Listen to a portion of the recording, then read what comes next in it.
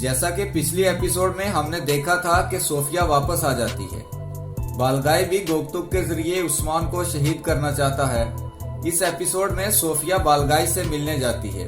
دونوں کی آپس میں تلخ کلامی ہوتی ہے۔ سوبتائے دونوں سے کہتا ہے کہ یا تو آپس میں لڑو مرو یا پھر اتحاد کر کے عثمان کو مار ڈالو، تو یقیناً دونوں کا اتحاد ہو جاتا ہے۔ دوسری طرف گوکتک عثمان کو مارنے جاتا ہے، جہاں عثمان اسے کہتا ہے کہ ہم اللہ کی طرف سے آئے ہیں اور اس کی طرف ہی لوٹنے والے ہیں۔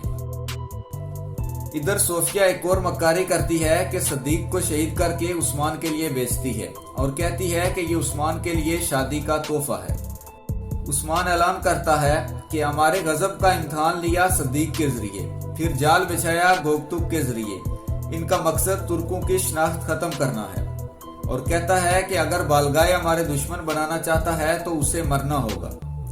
پھر عثمان بالگائے کو مارنے نکلتا ہے۔ دونوں کے درمیان زبردست لڑائی ہوتی ہے۔ آخر میں عثمان تلوار کا وار کرتا ہے، لیکن بالگائے مرتا ہے یا نہیں یہ پوری ایپیسوڈ میں پتہ چلے گا۔ صوفیہ منگولوں کے ذریعے عثمان کو گات میں پھنساتی ہے اور منگول قبیلے پہ حملہ کرتے ہیں۔